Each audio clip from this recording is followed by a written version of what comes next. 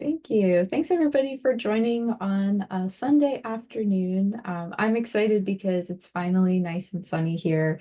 I'm in Baltimore, Maryland, so we've had some pretty rainy, dreary days. But that means now all of our plants and flowers are super in bloom, including billions and billions of dandelions. So if you saw in the mixed group, I posted the class prep for the class. If you didn't catch it, that's okay, no worries. But I was really inspired by all of the dandelions that have been popping up in the yard, those nice, bright, cheerful yellow puffs in the grass. So that's what we're going to be painting today. So we can go ahead and switch over to the overhead camera and I'll kind of go over what we have to work with today. So a lot of you have been working with the winter box, but we may have some people who are new or just joining the ArtSnacks group, and maybe this is your first live stream video. If so, welcome, but also welcome to our returning people. So I'm just going to quickly give you an overview of everything that I have with me, just in case you want to grab some materials. If you don't have what I have, that is perfectly okay. You can work with whatever materials you have on hand. So the watercolor paper that I'm going to be using is this really nice Bockingford traditional watercolor paper from St. Cuthbert's Mill. This is made in England. It's a really nice hot press paper. Hot press just means that it has a really smooth surface when it's rolled out. They use heat to make it nice and smooth, so it doesn't have that bumpy surface that you might see with other watercolor paper. So it's really great for that. I actually went ahead and cut a smaller piece. So I cut a piece of the watercolor paper just in half. You're welcome to either trim down your watercolor paper in half like this, or you can work at the full size. It's whatever you're most comfortable with. There's no rules or requirements for following along with the painting today. So that's what I'm going to be working with. And I'm just going to move my paper pad out of the way and off to the side. I'll put that over there. And then the brushes that I'm going to be working with came in the box. So they're two different sizes. So you'll see that the bigger one, this is the King Art brush. This is called a dagger brush, and you can see from the shape of the brush, it's got that strong angle to it, almost shaped like a dagger. I'm probably going to be primarily using this one, not only because it's bigger, but also because of the shape. So if you have this one, make sure you have it handy, but if not, any paintbrush you have will do. I'm also going to use this brush probably closer to the end of the painting just to fill in some details. So those are the two brushes that I have. And then, of course, the highlight of the box, which is the watercolor paints. So these are the Daniel Smith watercolors. And we have a set of three. We have a turquoise, yellow, and blue color, which is also when I was seeing all of the dandelions, I was like, oh, perfect. They match perfectly with the watercolors that we have in our set. So I have those, which I have I've been using my watercolor palette this whole quarter with these boxes. I already have some paint in here. So I usually, once it dries out, I just give it a spritz with a water bottle to reactivate the paint, and then I'll add more as needed. And then I have, these are the Cretacolor watercolor pencils. These are pretty cool because they are actually graphite pencils that have a bit of a tint of color to them. So we have several different colors in here. I'm probably going to use these both for sketching as well as adding some finishing details. I actually didn't use it in the example, but you're welcome to. This kit also comes with this Faber-Castell pen. So if you want to go in and add some more bold details, you're welcome to. I might choose to do some at the end, but I didn't for the example.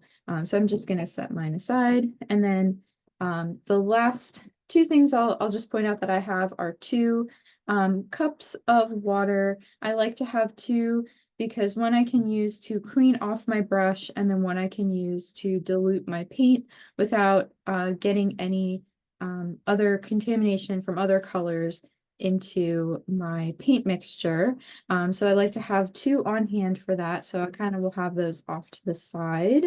And then the last thing is I always have a paper towel handy, just so that I can wipe off my brush when I have too much color, or if I need to dry off my brush a little bit, I have that handy there. So I'm just going to set some of this aside, and then I'll show you what I have planned for us to work on.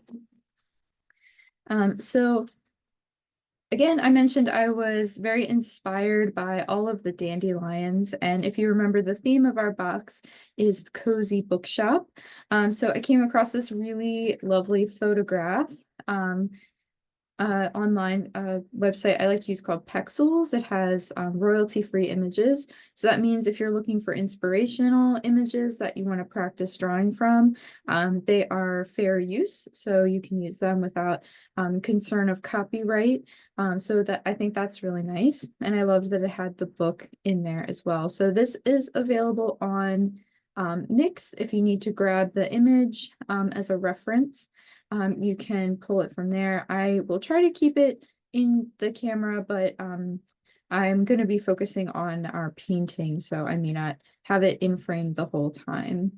And then I'm going to start out with my sketch, a really basic sketch, and then we'll dive in from there. So hopefully that gives you kind of a good place to start from, and just if you have any questions, of course, you can put them in the chat, or you can ask if you want to just ask your question out loud. You can do that too, I don't mind. So yeah, so we can go ahead and get started. So I'm just going to wipe out one of my palette wells because I've got a little green in there and I want to use it for just the yellow. So let me just pull this back up. And I like to keep my watercolor palette on top of my paper towel, just so that everything is in kind of a little triangle. I'm not having to reach over my paper or drip paint everywhere. And then I can also rest my paintbrush on my table without leaving a big puddle of water. So that's just how I kind of like to set up my station for working on my paintings. And I'm going to squeeze some paint onto my palette. So I usually will, actually I can demonstrate this a little up close. When I'm working with tube paints, usually I'll give a little squeeze and then press and wipe the excess paint off so that I don't have as much on the outside of my tube. I feel like this is a pretty generous amount because, as you know, with watercolor, you're diluting it with water. So a little bit of paint will go a long way, and you can always squeeze out more as you need it.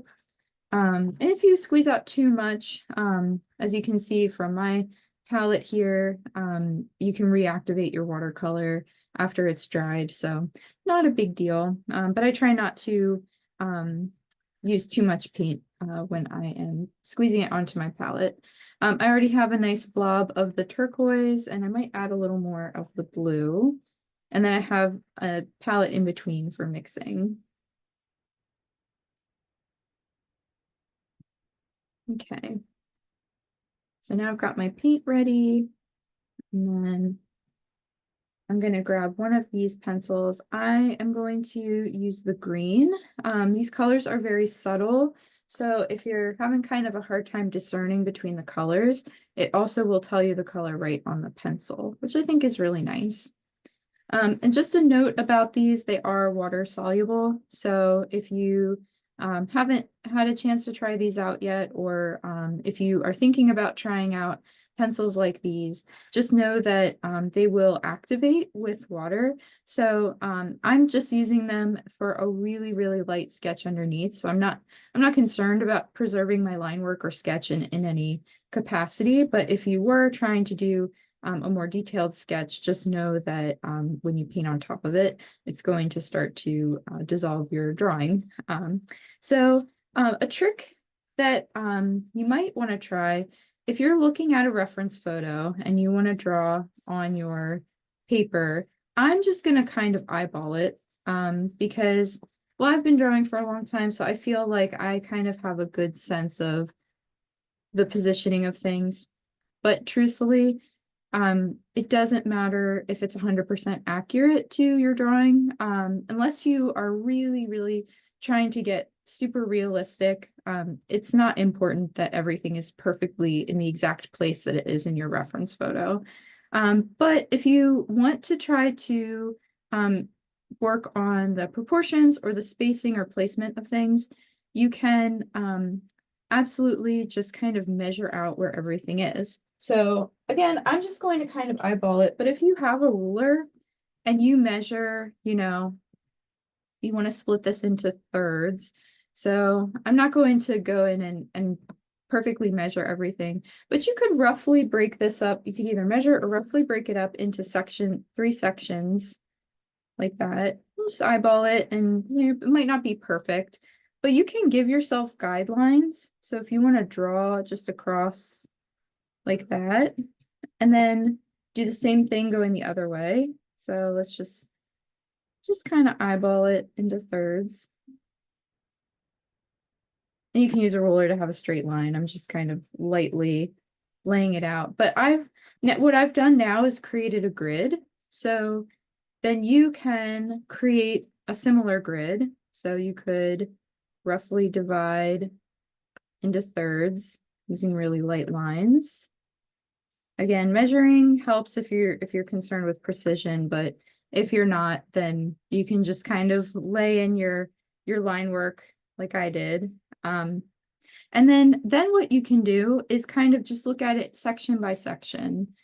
This is kind of using a method called grid drawing, where you're essentially just breaking down your more complex drawing into smaller blocks. And then you also have a frame of reference that is, you can use mathematics or measuring to make sure that everything lines up properly. So that's just a really quick, simple trick for you if that's something that you struggle with getting your drawings, or if you feel overwhelmed by the amount of information or the complexity of your reference image. Just find ways to simplify it for yourself and break down the layout of what you're looking at. And it makes it much, much easier for you. So if you haven't tried that trick before, I strongly recommend it. It will make it a lot easier for you.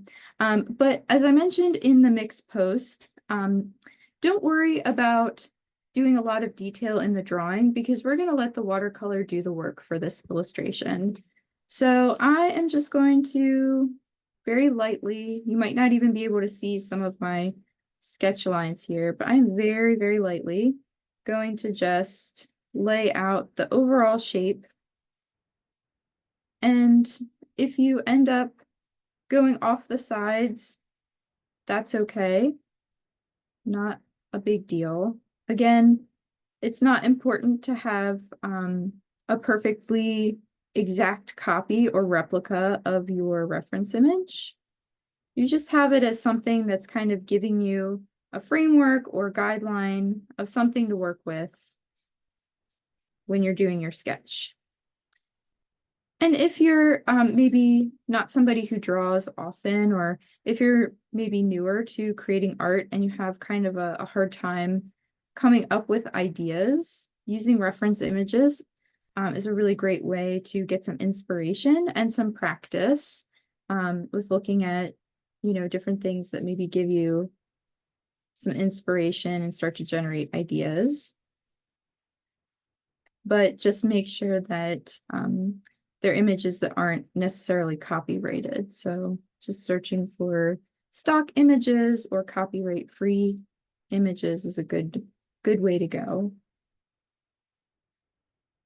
So you can see, I know it's really light. I'll hold it up a little closer. But you can see my sketch is not detailed. I'm just kind of giving myself an idea of where things are going to go and where I want to make sure I put my areas of color.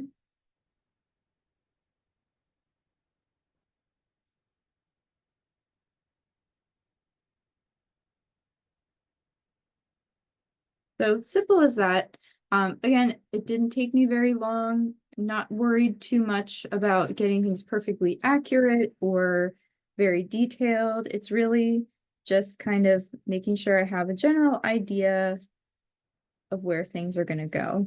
And you'll see in the reference picture that, you know, it doesn't quite go off the page as much as I did here. But again, it's, you know, this is your painting. It's okay if you change it. It does, again, it doesn't have to be exactly what you see on the paper in front of you. Okay, now that I have my very loose sketch on the paper, I'm going to take my dagger brush in some clean water, and I'm going to just kind of start to get my paper damp. If you use the Cretacolor pencils, you might notice that your line work is getting a little lighter. This is okay because you're just going to paint over top of it anyway. So it's all right if that starts to disappear a little bit.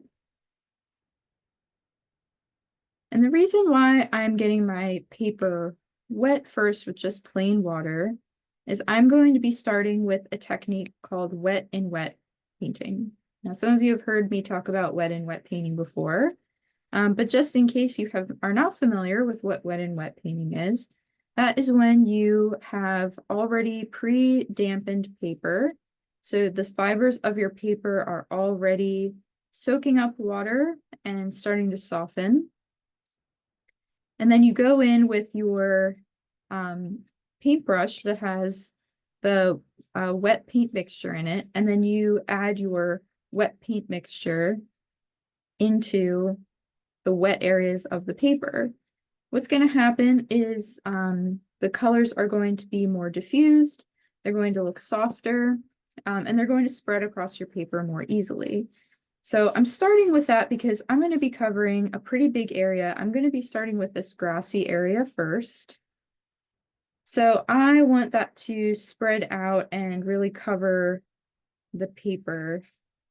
And you might have to do a couple passes because the paper is soaking up the water, so it's going to start to dry a little bit. But you don't want it to be so wet that your paper has big giant puddles across it.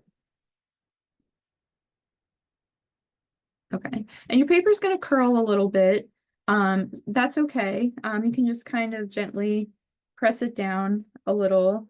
Try not to use your fingers too much, but I'm using the handle of my paintbrush to just kind of press down on there.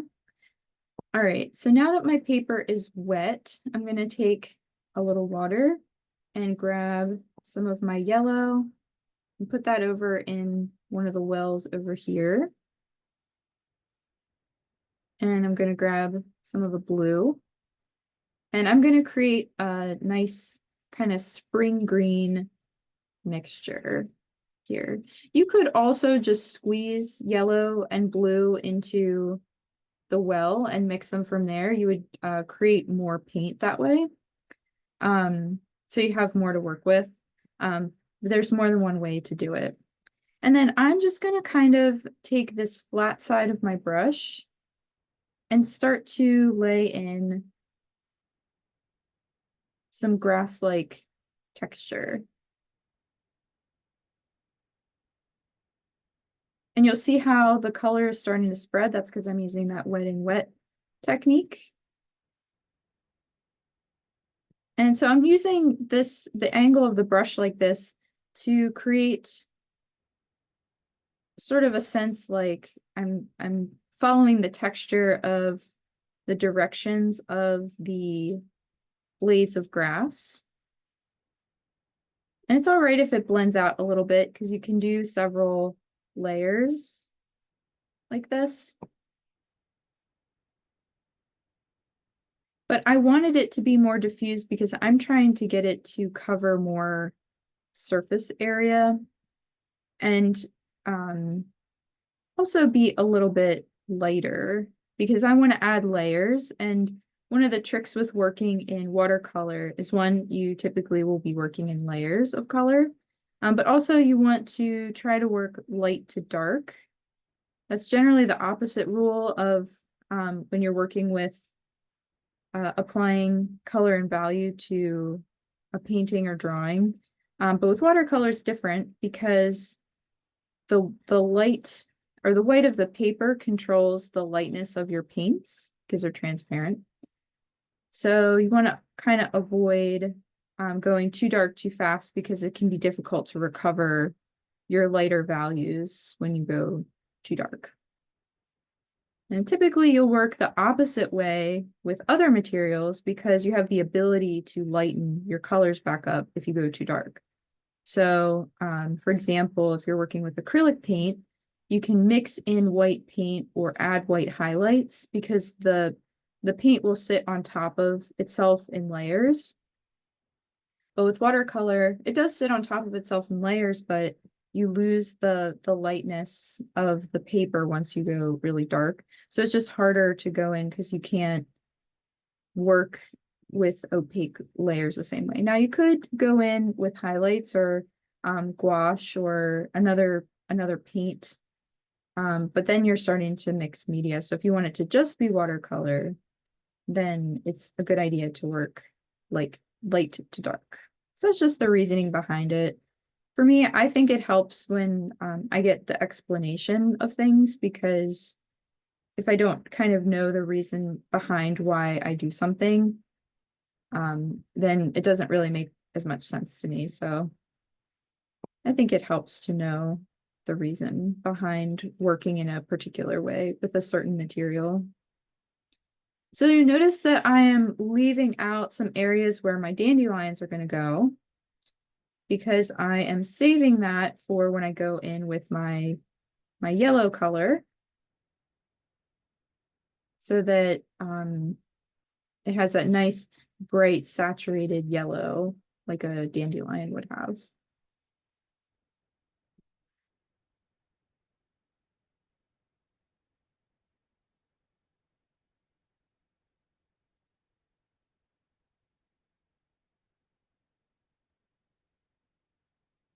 Okay. I think I need to mix up a little more green so I can get down in these corners here. I'm just going to grab some yellow. If you have a hard time getting the paint off your brush because the surface is so smooth, you can always use this little lip on the side to kind of scrape off that paint.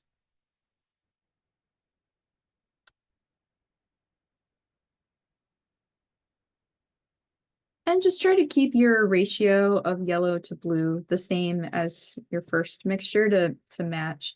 I actually went a little bit, I had a little more yellow because I wanted it to be a warm green, which just means that my green is leaning more towards yellow than it is towards blue in my mixture.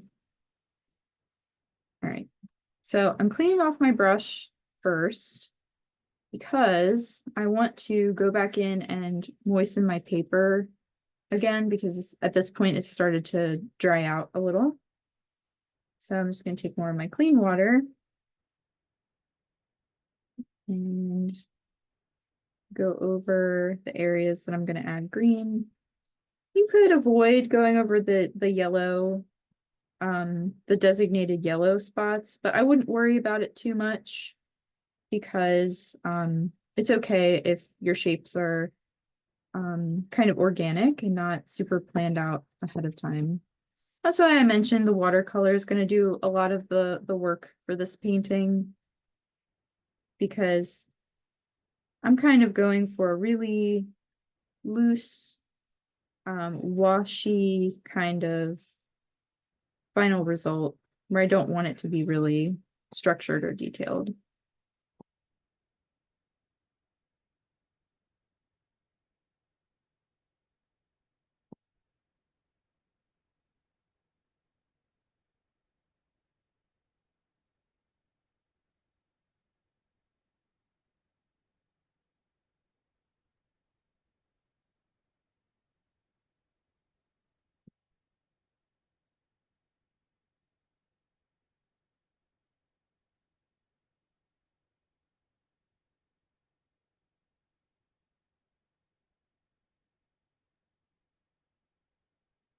Okay.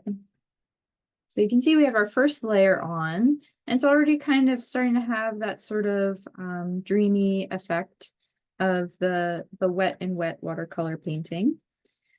So I'm going to give that a second to dry, and I'm just going to point out a couple things in the photograph that we're going to be looking at for our next couple of layers. So you'll notice that we have, this is a really nice, bright, sunny photo. So we have some variation in our grass here. And since we're not really thinking about going in and drawing each individual blade of grass or stalk for the dandelion, we can work with light and dark values. So we've got these nice shadowy areas in here, and we're going to start to create a sense of depth and detail just using light and dark. So that's another reason why we started with our light colors. We're going to add some more layers of dark colors on top. So you can see in my finished version, I did my layer of the lighter grass underneath first, and then I went in with a darker green.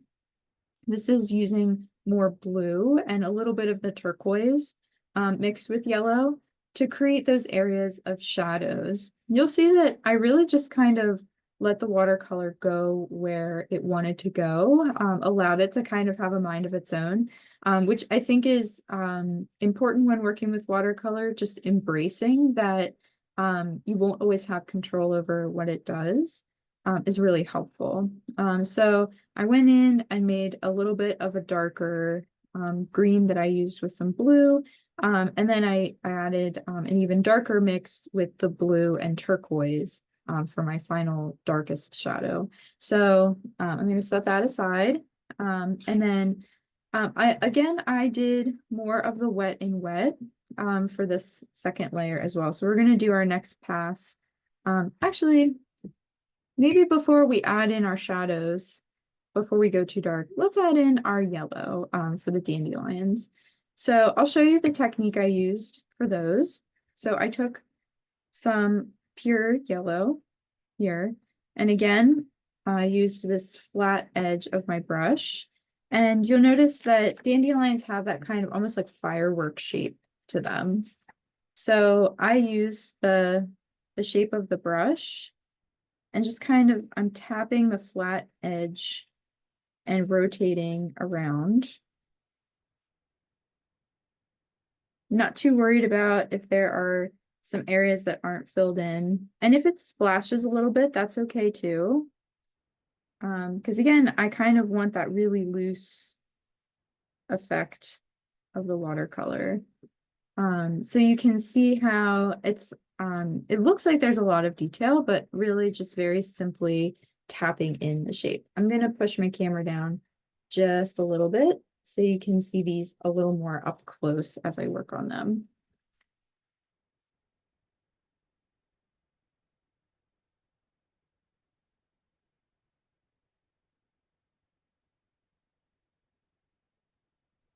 Hey Amelia, it's Sarah. Hi.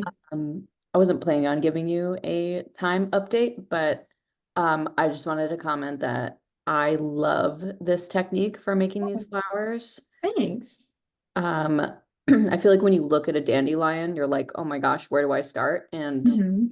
now that this is like the perfect use for this brush and the perfect way to just like start a dandelion. It looks beautiful. Definitely. Thank you. And we're 30 minutes into class, so you got plenty of time. Awesome. Thanks.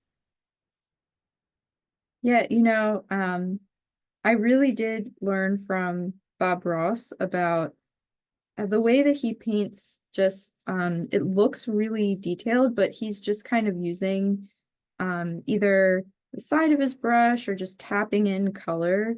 I was like, oh wow, so you can really it looks like it has a lot of detail, but really it has a lot of texture to it. And that's kind of when our brains see that, it just kind of automatically reads the texture as detail. And I always thought I was like, wow, that's so cool, just how that works. So I'm sure everyone has seen at least one episode of The Joy of Painting with Bob Ross, but if you haven't, I recommend watching it just to see kind of how he uses his brush to create texture. So for some of these smaller ones, I'm kind of doing less of the whole side of the brush just because it's too big for the size that I want. So I'm just using the tip of the brush and just doing some little lines. And don't worry too much about the green overlapping with the yellow, because we're gonna go in and add more layers anyway. So it's okay if you have some of that happening.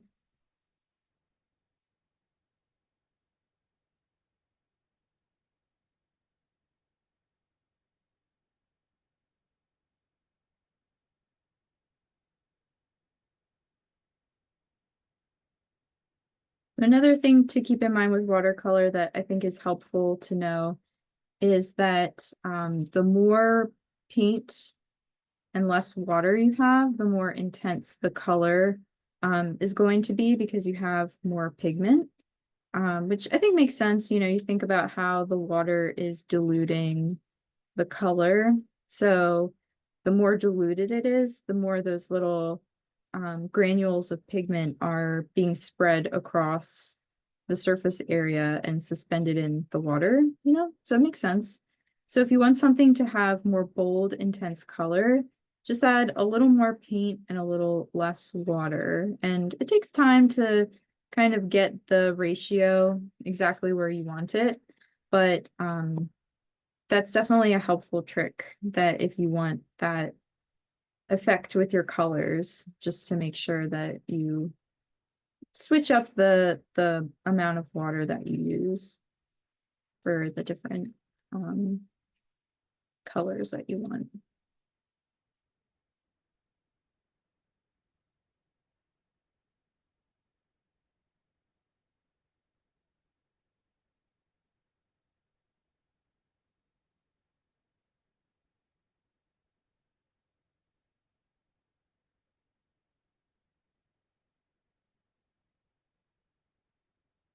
I always feel very much like, especially if I'm kind of figuring out the process for something I'm working on, it's a very much a trust the process kind of experience, because paintings sometimes just need a little more time and development to get where you want them to be. I think that is maybe something that feels a little frustrating for people who are starting out with art, that sometimes there's a not so pretty phase in between because you have to complete certain steps in kind of a particular order for things to get the final outcome that you want. And it can feel a little frustrating if it's not looking exactly like you want right away. So, you know, just kind of developing that patience overall and allowing the work to be not so pretty before it gets pretty is a really important lesson in art making, I think. And it's something I feel like I continue to work on and learn myself, even though I've been making art for a really long time.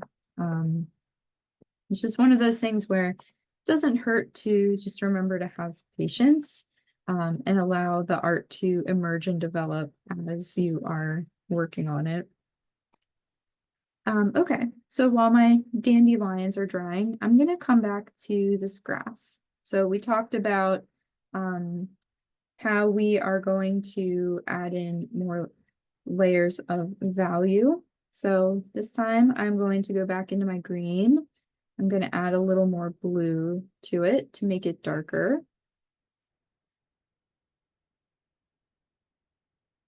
So this is going to definitely be a cooler blue now.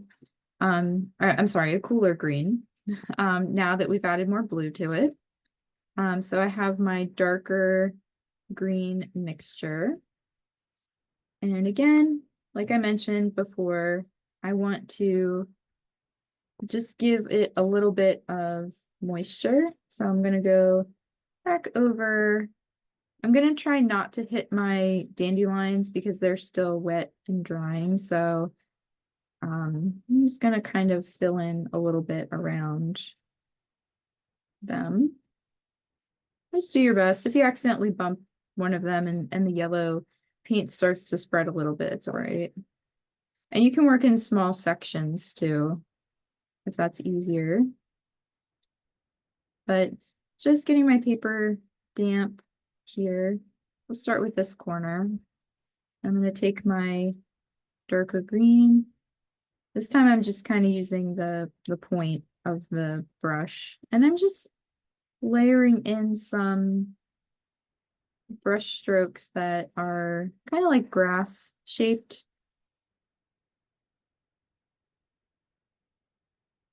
So that I can keep some of that light green. I don't want to cover it up completely.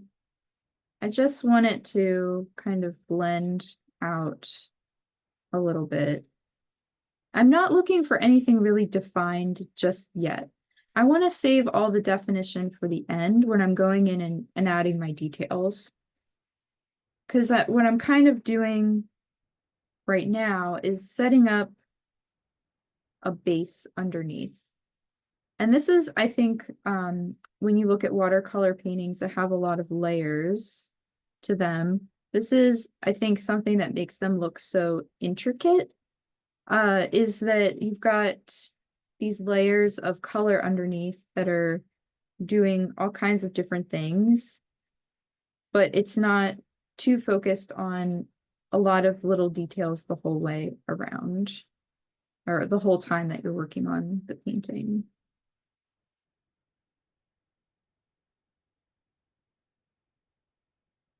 And something to keep in mind when you are using watercolor techniques is that this wet and wet technique that I'm using now is really good for things that aren't detailed. So if you want something that's a little more blurry or soft, you want to use wet and wet. But when you're working with detail, you use another technique, which is called wet on dry, which is basically what it sounds like. You're using your wet paint mixture on dry paper. So since there's no water on the dry paper to let the paint flow around, it tends to stay in place where you want it to. And then you can go in and add your details that way, because the paint's not spreading around as much. So, and I think this is, it depends on the type of project you're working on, but working general to specific is a good method for making art, because then you're getting all the broad things, not details, all the broad maybe colors or blocks of value, which is light and dark. You're getting all the broad stuff out of the way first, and then you can do all the fun little detailed stuff at the end, because you already have, I think what I'm trying to say is you don't lose your details as you work. When you start really broad first, your details get to be highlighted and front and center when you save them for last, because all the stuff that is not as important but still important in that it supports the details, that stuff is just the underneath layer. I hope that makes sense. I'm trying to think of the best way to word it, but that's why I think it's a good method to work broad to specific that way. It can be hard though, because I personally think the details are the most fun part. So you have to learn some patience to save them for the end. But that ties into what I was saying about how you have to trust the process of painting, that the less fun or less pretty parts are the foundation for those really more exciting, attention grabbing things, like adding in little details or certain colors or something like that, highlights, that kind of stuff. The stuff that really makes everything come together and start to look alive. but it all plays a part.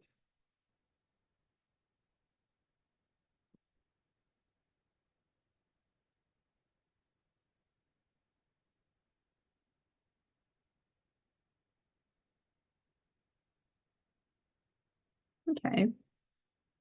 So there we have where, again, it's still kind of loose, and you can see some of those colors underneath coming through. But we've got our darker values in there now. And then I think for the last layer, or maybe another layer of this middle green, I think I will probably do wet and dry because I want them to stand out a little more and not be blended in as much.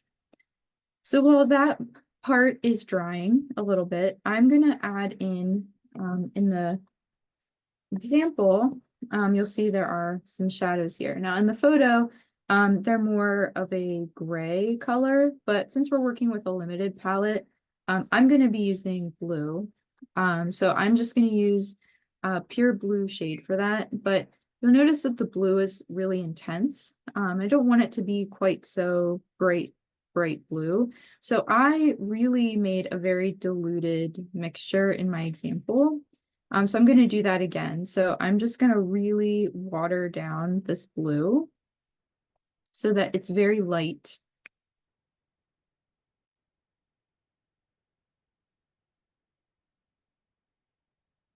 So I have a really watery mixture.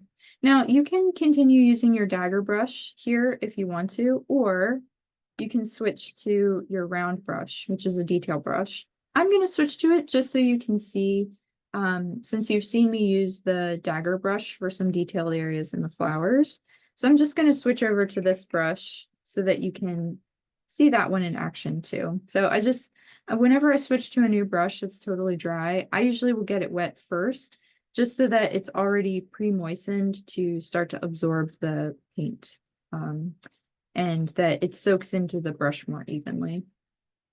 So I'm going to take my brush with a little bit of blue, and I'm just going to kind of very loosely lay out some of the shapes. And you can, if you want to use water first and then dip in some of the blue and let it spread, you can do that too. So again, you can use wet and wet, just with a little more detail. I think I might actually do that just because I want it to look really soft.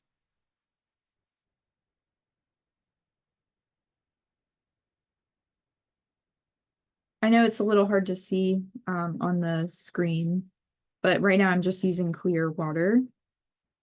And then I'll add the blue in and you'll see more of the effect. But I'm just painting some silhouettes of the leaves and the flowers here. And if you're doing this technique where you're starting with the clear water first, if you have a light source and you kind of tilt your head a little bit, you can see the sheen from the water. That'll kind of help you keep track of where you are because it can be hard to see. All right, so now I've got my water. I'm just gonna lay in that color and spread it out.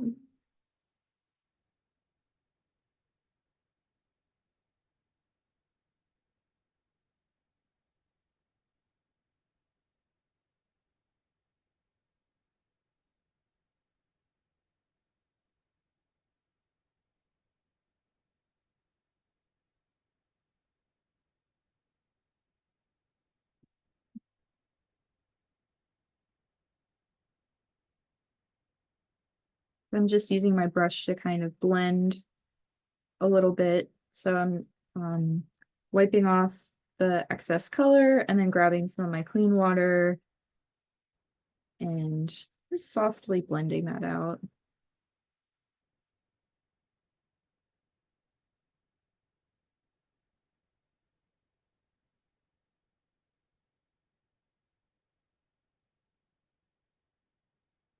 I'm gonna, even though it's not really like that in the photo, I'm just gonna add some shadows to other areas where I want to create more definition of the book.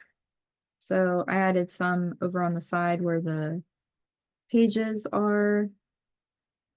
And I'm going to add a little in the center here. This is called the gutter of the book where the pages come together. So I'm just going to add a little bit of shadow in there. Now you could if you wanted to, because in the photo also the book isn't perfectly white. It actually has a little bit of a tint to it. You could add a very, very light layer of yellow to it as well. I would say super, super watered down, and that'll give a little bit of tint to the paper as well. So just an idea. Although just keep in mind that adding a blue shadow on top of something tinted yellow will create a little bit of a green. It'll make it look green because, as you know, the colors are transparent and will sit on top of each other and create and mix that way. I'm just taking a paper towel and dabbing a little bit, and that is going to lighten up my color even more. So some areas are dry, so the effect won't be as strong, but that's another good technique if you are adding watercolor and you feel like it's a little too dark or too intense, or even if you make a mistake, just keep an extra paper towel on hand and you can blot your watercolor. It'll lighten it up significantly for you, like that. Okay, so I've added my shadows and I feel like my grass has had enough time to dry. So I'm actually going to do another pass of that middle green.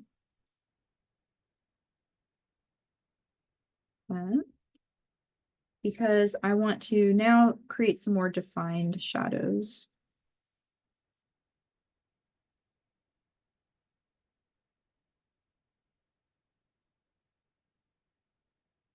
So I like to mix from the pure color into the palette, especially if I'm trying to change up my shade of green, because I feel like I have more control over how much color I pull from each one, versus if you squeeze the two colors into one well, it's a little more difficult to adjust your mixture.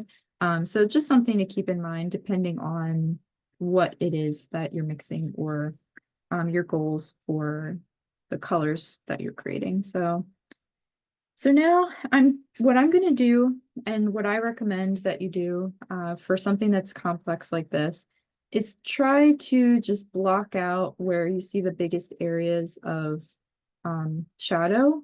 So right here, it's pretty complicated. There's some areas that are dark. You can see in between these leaves. But I would say maybe rather than trying to get all those little tiny details right away, look at the bigger sections of dark value. So I can kind of see a shape in here, but I really see a shape in here and down in this corner. So I'm going to kind of start with those and then come back to these more fussy areas with little tiny details after. So I'm going to start over by where the book is. And I'm just going to kind of use mark making almost with my brush strokes to begin to fill in that shape, but I don't want it to be solid because there are areas where there's still light shining through. It's not just a solid shape of dark value. So again, I'm kind of playing with being able to trick the eye a little bit into thinking that there are specific details there when really I'm just kind of using the illusion of light and shadow to make us think that there's more detail than there really is. So that's why I didn't really want to worry so much in the sketch phase about it, because that's not really, I'm not really planning out where that stuff is. I'm letting the values of the light and dark paint kind of do that heavy lifting.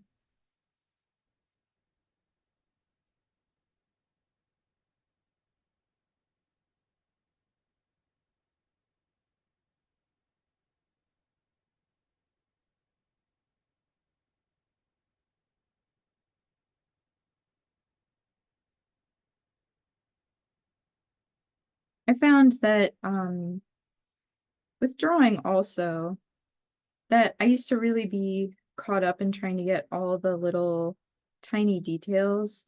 And then I realized that I could kind of just scribble in some of the shapes and get a very similar effect without having to get as stressed out about drawing each teeny tiny individual detail.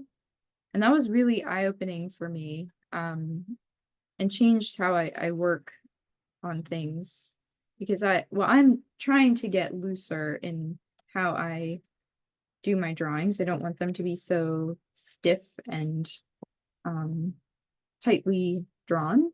So that was really helpful for me. And I think complements watercolor techniques well. So if you're feeling similarly, I recommend giving it a try because I think it helps.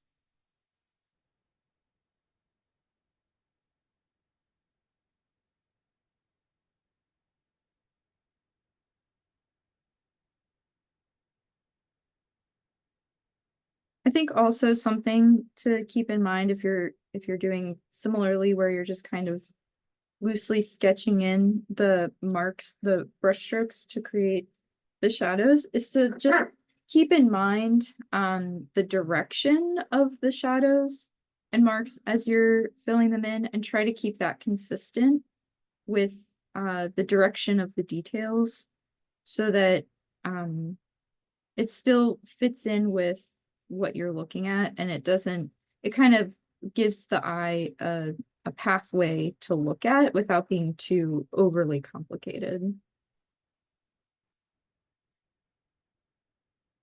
I think if you have things going in too many directions, it kind of breaks the illusion a little bit.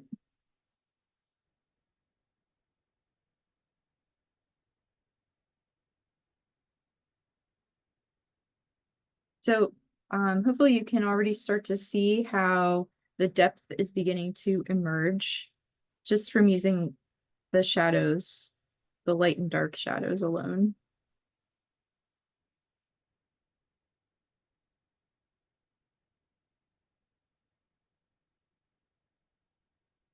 Kind of what I was talking about earlier with thinking about working broad to specific a little bit, and how you start with the more ambiguous details before you go into the really sharp little not ambiguous details, the ambiguous uh shadows and colors, and then it starts to sharpen and get refined with your details at the end. If you think about it a little bit like a camera lens focusing, that might be another helpful way to think about it, where it starts out kind of blurry, but then as you focus the lens a little more, um, the picture starts to become clear and crisp, and you start to see the details emerge. So it's kind of the same idea, I think.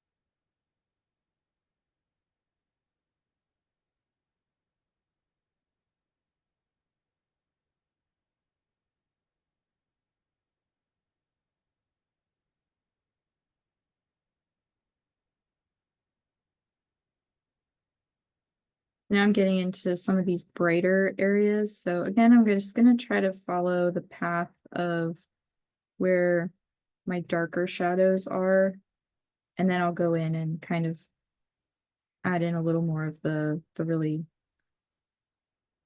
uh, smaller shadow details.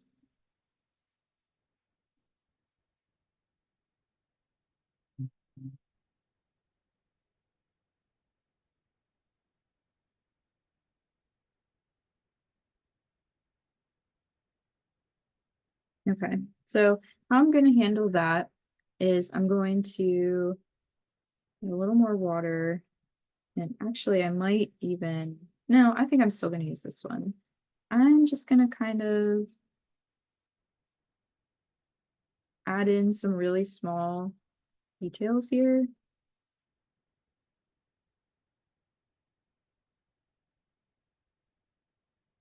Because I have fewer shadows. So I'm just kind of breaking up the shapes, the lighter shape now.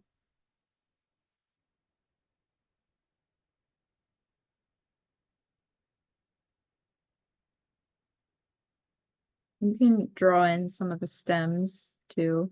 It's kind of what I'm doing a little bit here.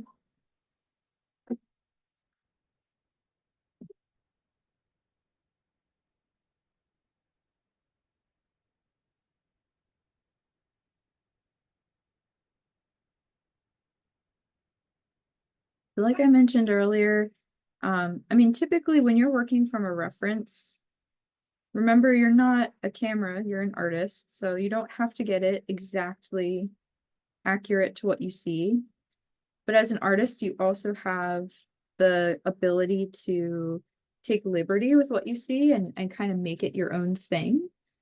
So you can, you know, get creative and choose to omit details that are there or add in new details. You can add your own imagined details in there. But no one's going to be, I mean, unless you were in a class where you had to get it to look exactly like what you were seeing, no one's going to be looking at your reference image and analyzing to see if you got exactly everything perfectly correct. Um, Looking at the final artwork, it's going to be its own thing. So, again, don't stress too much about whether or not you get something perfectly accurate to your reference image. All right, so we've added in some details. We kind of have that grass texture, and using the light and dark has created this illusion that we have areas of shadow and areas that are a little brighter. I have a couple spots that I want to add in some details of the grass before, while I go in and work on the dandelion part. So I'm going to add a couple of areas of overlap here. So you can see we have some blades of grass kind of overlapping and coming over where the book pages are. So I'm just going to add that detail in now with my smaller brush while I still have my green mixture ready.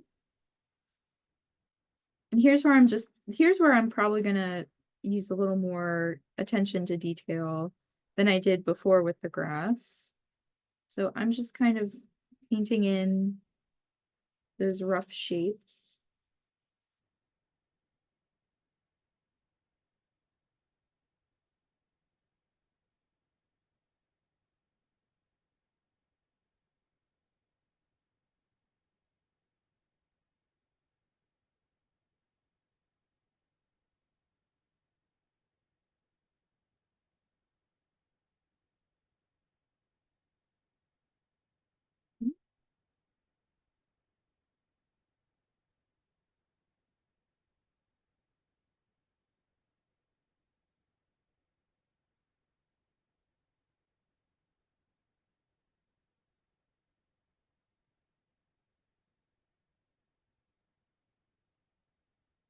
So I think adding areas of overlap are just helpful in general because it adds a little bit of depth to your painting, but also some more interest.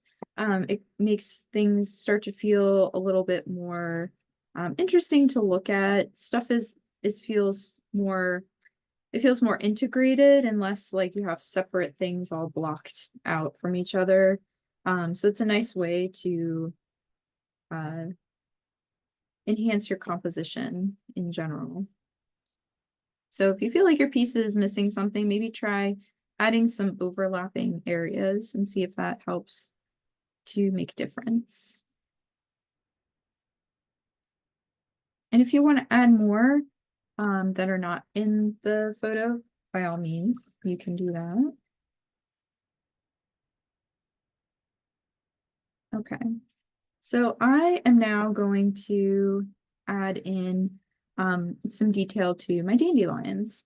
So I'm going to take a little bit of my yellow, mix it over here, and I'm going to take the teeniest, tiniest little bit of the turquoise, just a little tiny bit, so that I can darken up my yellow a little bit. Now it is going to turn a little bit of a green color just because we only have cool colors that we can mix it with. But using the turquoise, I've gotten a little bit of a different dark yellow slash green color than I would have gotten if I used the Prussian blue. So you can see I mixed up just a little bit of this darker yellow here. And I'm going to do very similarly to what I did with the grass. I'm just going to add in a little bit of detail where I want some shadows to be. Now, this feels a little dark, so I'm going to use my blotting technique just to help lighten it up a little bit because I don't want it to go super dark really fast.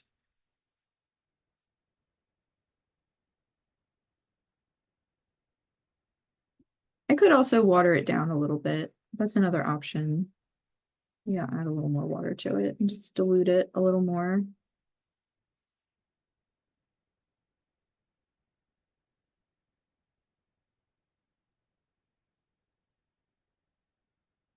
I think that helped. Yeah, I think I'm gonna not use my blotting technique now. I just watered it down a little. But you can certainly still use the blotting technique if you prefer. But I'm just using my detail brush to kind of just stipple in a little bit of texture.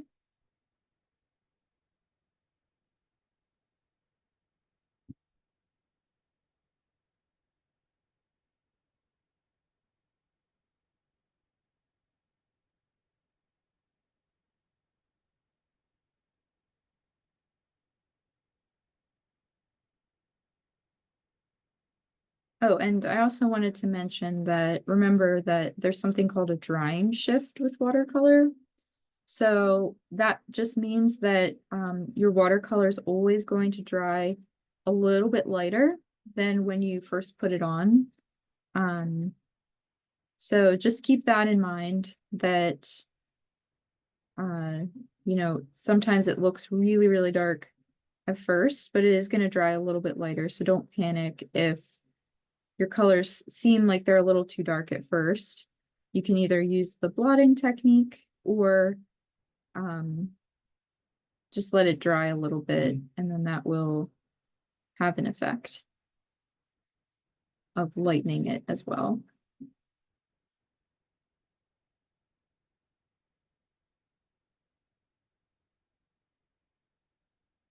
I think I watered it down a little too much.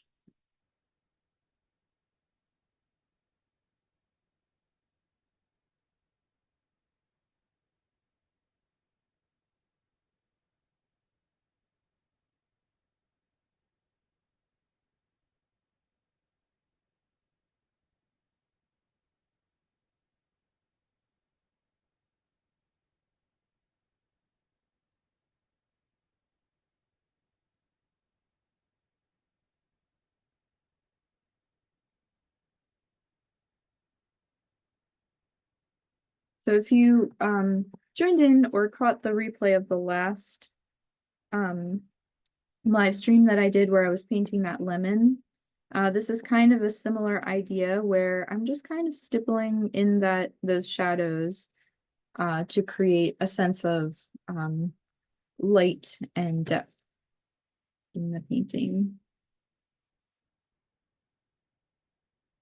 But again, not too concerned about following exactly what I see.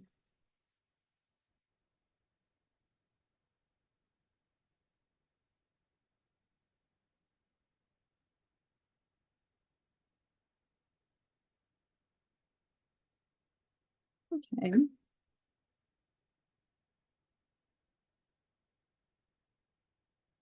All right. So now I think I'm going to do my last layer of the grass Um, and I think I'm going to use my detail brush for this because I don't want to add a ton of really dark details, but I do want to just add a little bit more, one more layer of dark green to really push the lights later. So I'm going to take turquoise, blue, and yellow in this one.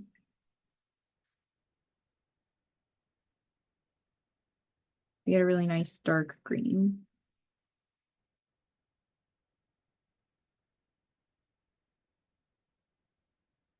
All right, and then I'm just going to go in and add some really dark shadowy areas.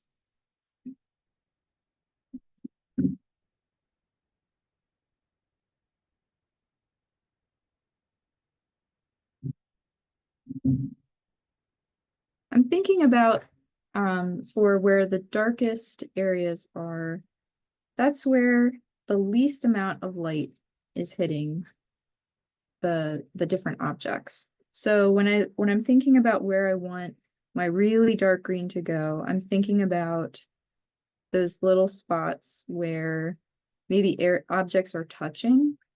That would be an area where the more objects are together, the less light is getting through.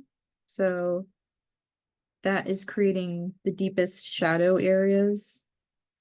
So thinking about that when you're choosing where to put your shadows or darker values is helpful.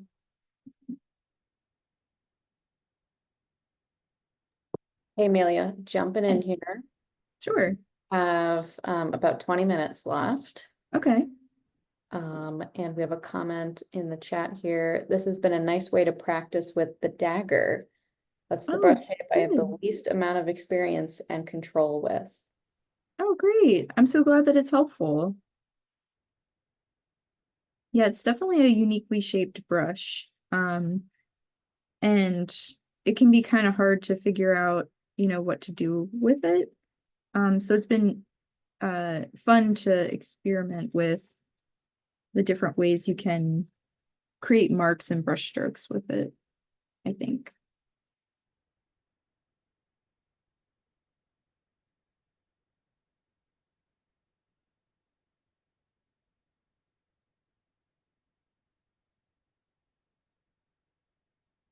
A little more yellow. You can see my initial squeeze of yellow really did go a pretty long way. Um, so that's why I usually will just do about a pea-sized amount because that'll go pretty far with mixing.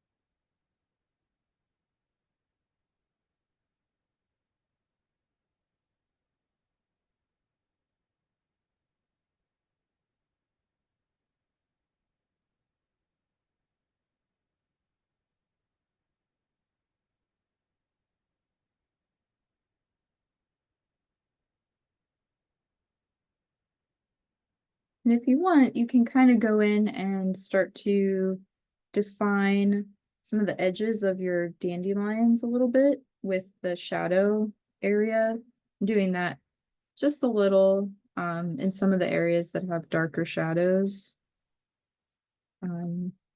Because that way I can kind of build out that shape a little.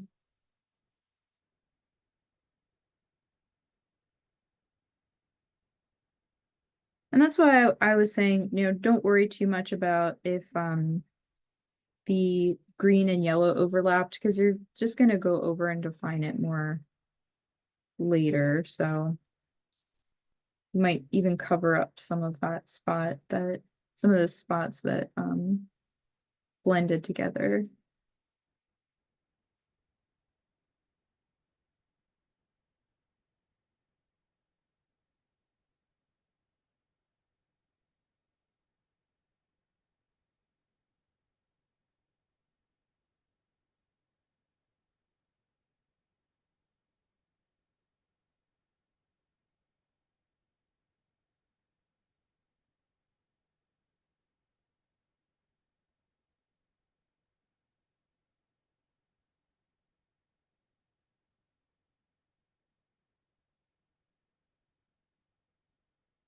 Okay. I'm just going to add a little bit over in this corner. And then we'll add some details to the book while the grass and the dandelions are drying totally.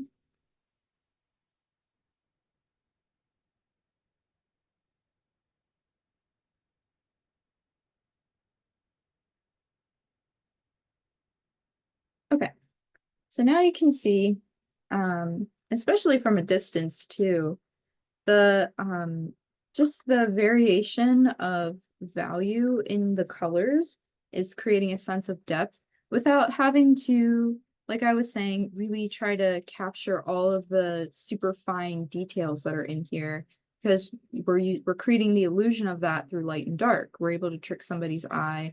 And because this is something that most of us are familiar with seeing, our brains fill in the gaps with the information. So it's not required to have all of those details for the viewer to understand what it is that you're expressing and conveying through your painting.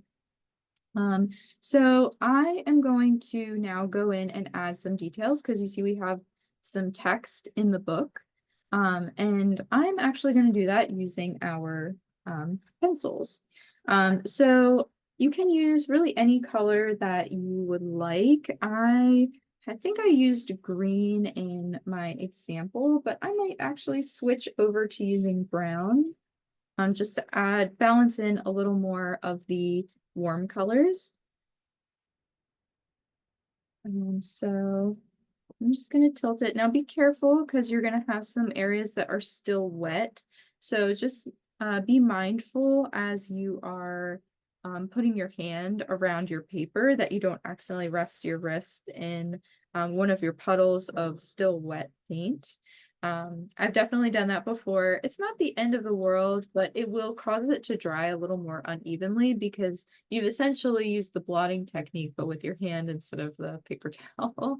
And it could also smudge, so just be careful and pay attention to where your hand is. You can also rotate your paper like I'm doing, so that you can more easily maneuver around those wet areas. So a trick that I have done probably since I started drawing as a little kid is whenever I have really, really fine detail, and this is kind of what I've been talking about the whole time, but especially for books, I will just draw little squiggles to suggest that there's writing there without having to try to draw each individual teeny tiny letter. This is something I learned from reading comic books and looking at simplified drawings that way. But what I am paying attention to is how you see how the text is broken up into paragraphs, and it has some line breaks, areas where there is not as much text covering. So that's what I'm going to do. I'm just going to kind of draw some squiggly lines in the general shape of the paragraph blocks. And that will kind of give us enough of a sense that that there's text on the paper. And then I do the same thing with very lightly defining the pages, the separation of the pages on the side. So that's just what I'm gonna do. And again, I'm kind of just drawing a squiggly line, almost like pretend cursive. This is kind of what I did when I was a little kid. I used to pretend to write in cursive because I didn't know how to do it yet. So I would just draw scribbly lines and pretend that I was writing in cursive. I feel like that's kind of what I'm doing here.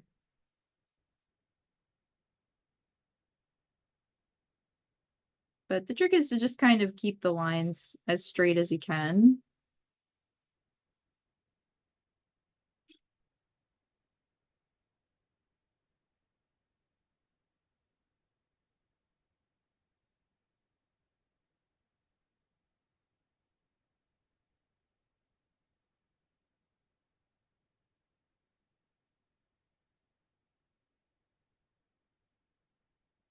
You might have to do what I'm doing, which is just very gently holding down your paper because it might be curling a little, which is fine. That happens when you are working with watercolors.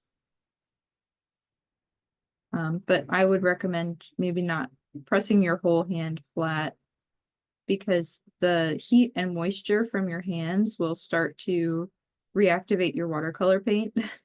That's why I try not to touch my paper while I'm working with watercolors, because if your hand is sweating or if there's any moisture on your hand, it's going to smear your paint a little bit. So just something to keep in mind. I typically advise not to put your hands on your paper when you're working on art in general, just because for the same reason, sweat or oils from your hands can cause smudging, like unwanted smudging. And it can age your paper a little faster. So just something to keep in mind.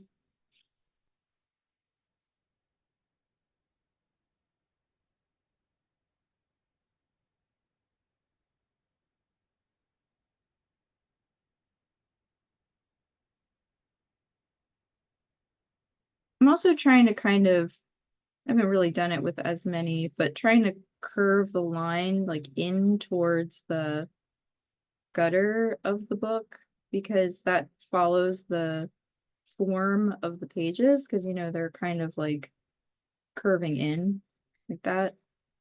So I'll show it up close a little more so you can see. I mean, it doesn't say anything, but from a distance you get the impression that it says it has text.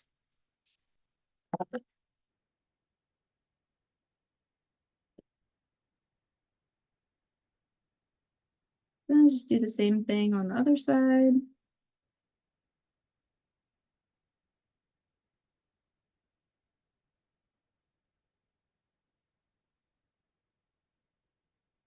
And you can choose if you want, maybe you add in a little illustration. So maybe that's what I'll do in mine, actually. It's a very light drawing. Maybe this is a book about flowers.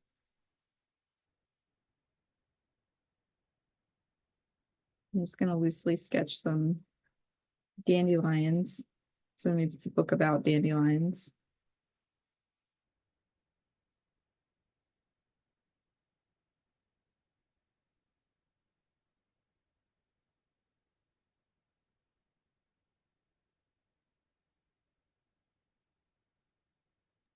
It's just so I don't have to draw as much of the scribbly lines, but I just added in a little illustration to suggest that maybe this is a book about flowers or something like that. But you could really make it anything you wanted. If you had a particular book, maybe you wanted it to be like Alice in Wonderland or something like that, you could add in a little light sketch. But what I want to do next now is just define my lines a little more where I want more definition. So I'm going in and kind of adding that gutter line.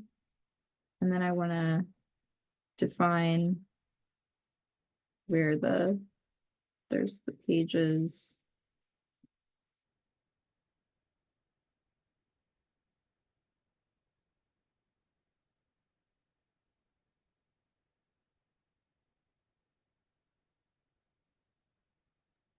Hey Amelia, while you are finishing up here, I am gonna hop in here if you don't mind. Sure. While you are adding some content to your imaginary book here, Mhm. I wanted to share the color palette. Yes, please. See if I can, I'll remove spotlight. There we go. And it just goes to voice. Okay, so while Amelia is finishing up, I wanted to give everyone a sneak peek of the color palette coming in the spring box. This is very on brand here that we're doing dandelions and flowers and such. It's been posted to our Instagram. I've got two different versions of it, but here is the color palette for spring. It is Lovely. Mamery Blue. That's the brand of watercolor. It Really is bright. beautiful. And I can actually read the colors to you. Cadmium Yellow Deep, Quinacridone Lake, which I think is this one. Green Gold, Ultramarine Deep. It's a very dark one, obviously. And Payne's Gray. Actually, Quinacridone Lake might be this pink one. I sent the set of these to Amelia, and it's currently in the mail right now, so I cannot confirm which color is which. This is me being really lame, and not knowing my colors, but we've got a set of 5. This is the Mamery Blue, like professional set. It's like their go-to colors that happen to just be like absolutely beautiful for florals, for spring, and such. So Amelia is getting hers in the mail Yes. probably next week. So Yes, I'm very excited about it. So I hope that everyone is feeling inspired by all the spring flowers that are blooming. I know I am. I was in my garden yesterday, actually, getting it ready for planting, and I have some rogue tulips popping up that I think the squirrels may have planted, and I can't complain because I think they're very pretty. So, but yeah, and while I'm kind of finishing this, because I'm just adding a couple little details into my dandelions here. If anybody wanted to share what they're working on, I would love to see your versions as well. yeah, feel free to turn on your camera and unmute yourself. And I have it set up so that it goes to, I can spotlight the whoever's talking next, basically. But I totally understand if you want this to be a working session as well. Yes, that's totally fine. Usually ends up being that way. Mhm. Yeah, and if you choose not to share today, you can also post on Mix as well.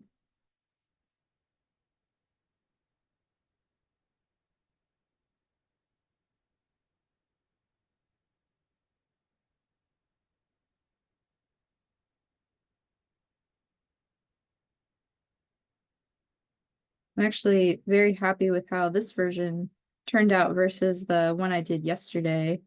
I think it kind of helps to um, do a couple practice versions first.